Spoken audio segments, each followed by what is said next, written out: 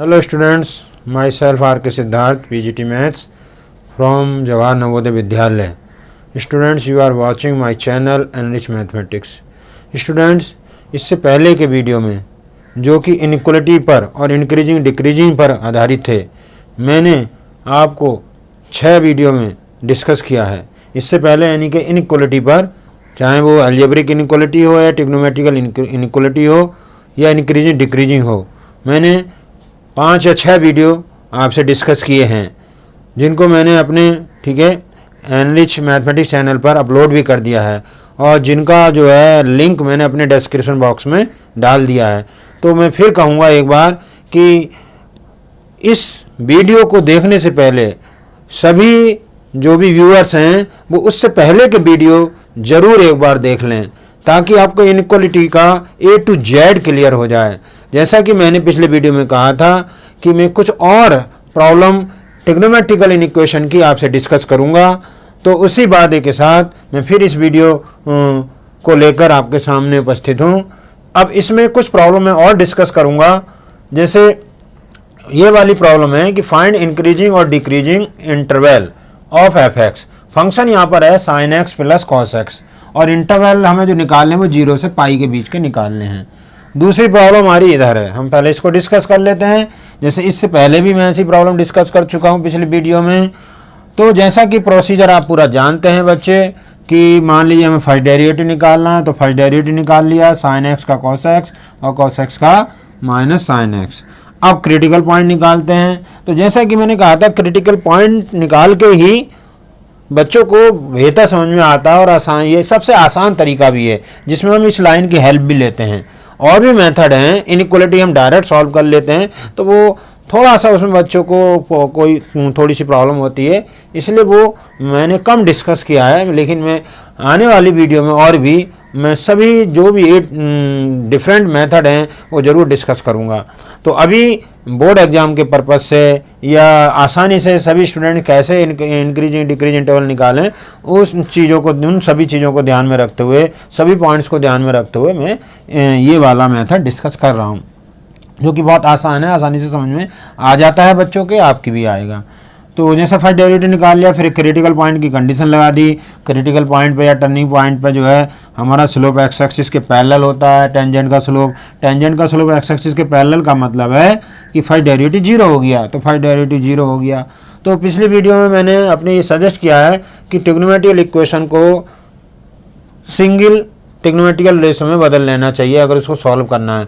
तो यहाँ तो हम इस वाली इक्वेशन को आसानी से tan x में बदल लिए हैं। अगर tan x में नहीं बदली जा रही है तो मैंने दूसरा भी मेथड वहाँ पर सजेस्ट किया है। आपको कुछ नोट्स वहाँ पर दिए हैं, पिछली वीडियो में कुछ हिंट दिया था कि कैसे हम सिंगल में बदलें।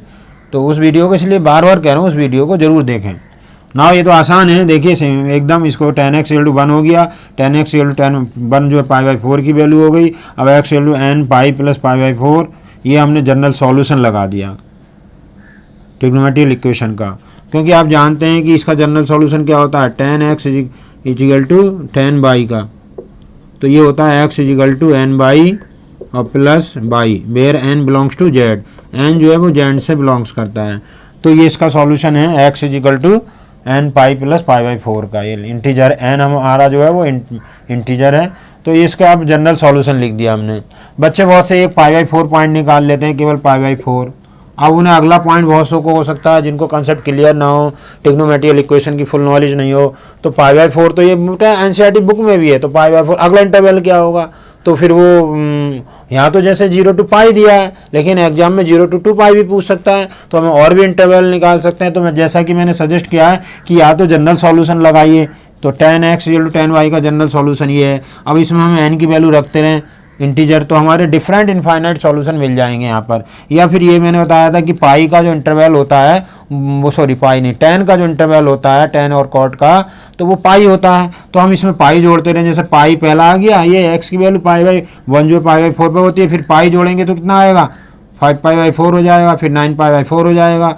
तो यहाँ से भी आप ले सकते हैं वो वाली चीज़ें। और दूसरा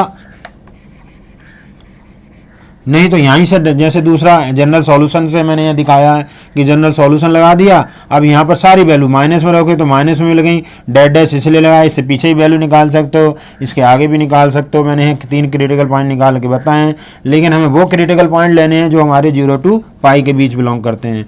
तो 0 to pi, but in this problem x = π/4 और π/4, क्योंकि ये 0 से पाई के बीच में बिलोंग्स करते हैं। तो क्रिटिकल पॉइंट निकाल लिए। अब जो सबसे आसान तरीका जैसा कि बताया है कि इसको हमने जो है इस लाइन पर ये पॉइंट जो क्रिटिकल पॉइंट मार्क कर दिए, फिर याद दिला दें कि ये हमारी लाइन नंबर लाइन नहीं है, लेकिन हम इस लाइन की हेल्प ले रहे हैं।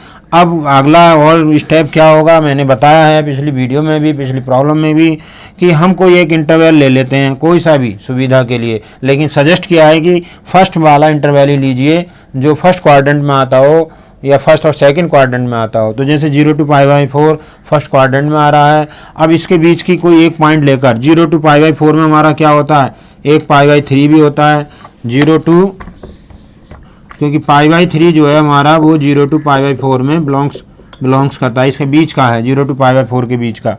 तो इसके बीच का एक पॉइंट लेकर जो मेथड है कि इस पहले इंटरवल का या किसी भी एक इंटरवल का बीच का एक एंगल लेकर हम फर्स्ट डेरिवेटिव चेक करते हैं।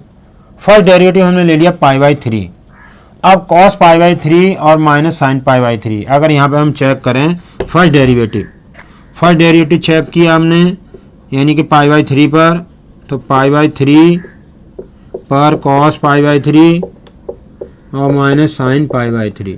अब ये देखना है कि ये पॉजिटिव है नेगेटिव है। तो जैसा कि हम जानते हैं कि π/4 तक, 0 से π/4 तक 10th के स्टूडेंट भी जानते हैं तो अच्छी तरह कि cos 0 की वैल्यू 1 होती है, cos π/3 की वैल्यू फिर जो है √3/2 होती है, इस तरह से। और जबकि साइन 0 की वैल्यू 0 होती है। कहने का मतलब ये है, आप टेबल में देख सकते हैं कि 0 से π/4 के बीच में, 0 से 45 डिग्री के बीच में हमारा cos साइन से बड़ा होता है। तो जब cos बड़ा होता है साइन से, तो ये वैल्यू हमारी क्या हो गई, >0 आ गई। इसका मतलब फर्स्ट डेरिवेटिव जो f' है वो हमारा >0 आ गया एट π/3। तो ये पॉजिटिव आ गया। हम इस इंटरवल में हमने साइन पता लगा लिया कि फर्स्ट डेरिवेटिव का साइन पॉजिटिव है, क्योंकि हमें फर्स्ट डेरिवेटिव का ही तो साइन चेक करना है कि वो प्लस है या माइनस है, >0 है या <0 है।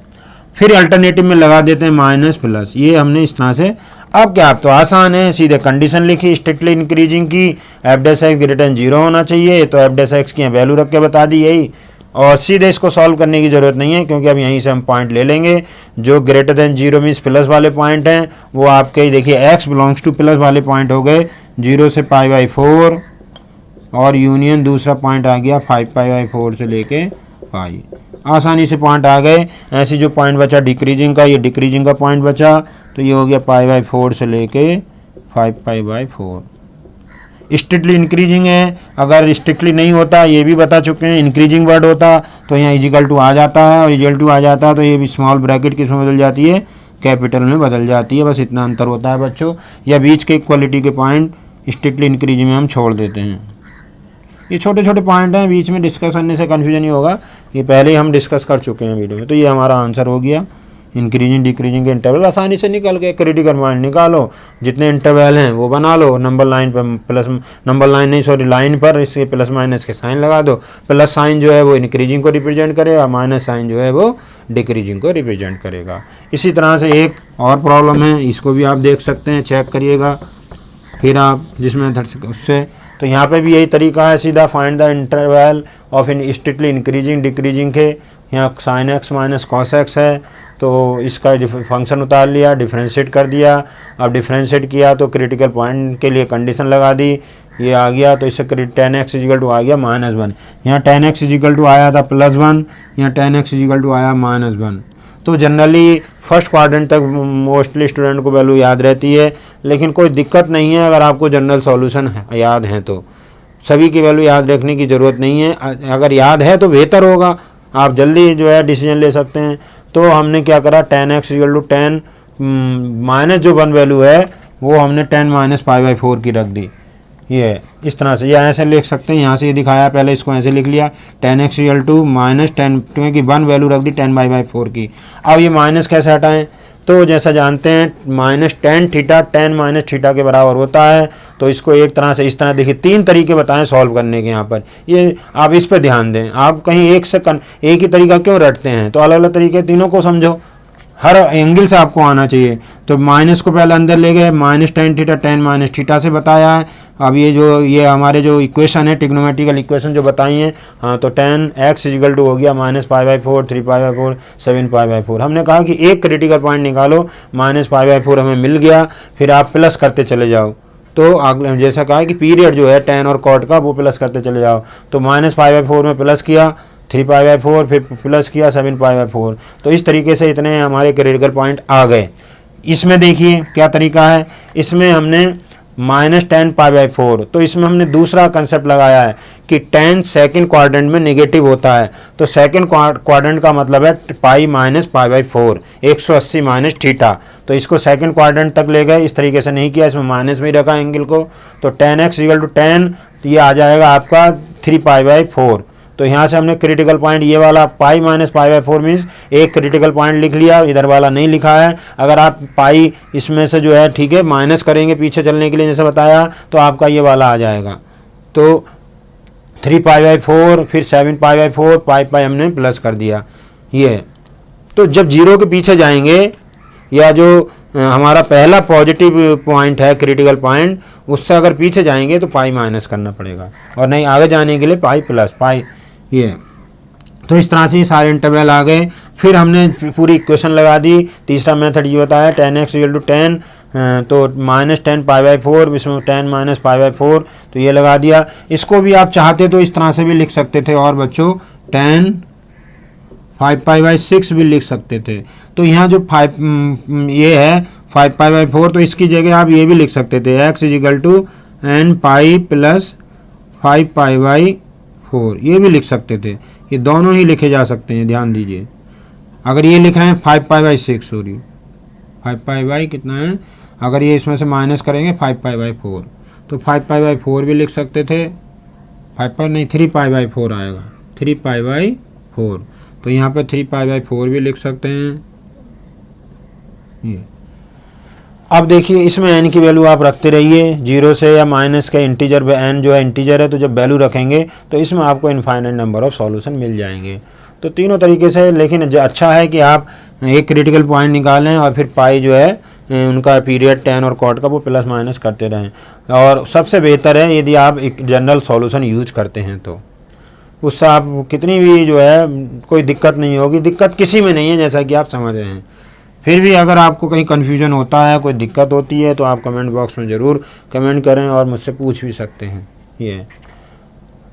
बट इन दिस प्रॉब्लम, जो इस प्रॉब्लम में हमें लेना था 0 to 2 पाई के बीच में, तो हमने ये दो वैल्यू ले ली। फिर उसके बाद यही मेथड यूज करेंगे कि यहाँ पे लाइन पे हमने मार्क कर दिया 0 से 2 पाई, और ये पहला critical point 3 pi by four, और ये दूसरा critical point 7 pi by four. फिर लगाएंगे 4 strictly increasing of F x f dash x greater than 0। F dash x की वैल्यू एक तरह से कहाँ पर एफ डैश एक्स लिख के बता देते हैं यहाँ पे क्या आ गया f dash x. F dash x हमारा cos x minus cos x plus sine x greater than 0।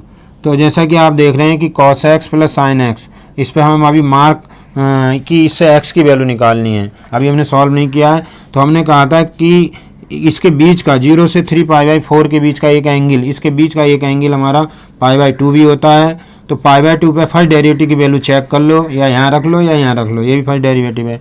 तो कॉस पाई बाई 2 0 होता है और साइन पाई बाई 2 1 होता है। तो अल्टीमेटली ये cos x plus sine x pi by 2 पर, यानी कि फर्स्ट डेरिवेटिव 0 पॉजिटिव आ गया, तो यहाँ पॉजिटिव साइन मार्क कर दिया, फिर नेगेटिव, फिर पॉजिटिव।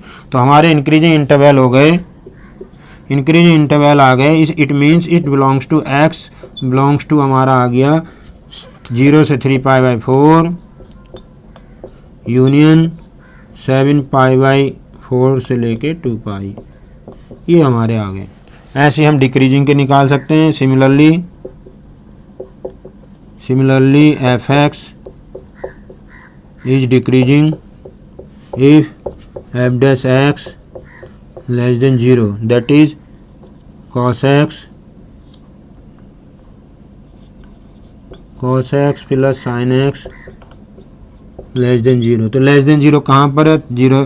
तो इसका सीधा सीधा सॉल्यूशन आ गया x बिलोंग्स टू 3π/4 और 7π/4। ये हमारे आंसर होगा। इस तरह से आसानी से आप इंटरवल निकाल सकते हैं इंक्रीजिंग डिक्रीजिंग के या इनइक्वलिटी को, ट्रिग्नोमेट्रिकल इनइक्वलिटी को सॉल्व कर सकते हैं। तो आज बस व्यूअर्स यहीं तक ही। नए वीडियो में मिलेंगे फिर नई प्रॉब्लम के साथ, नए टॉपिक के साथ। Okay, thanks.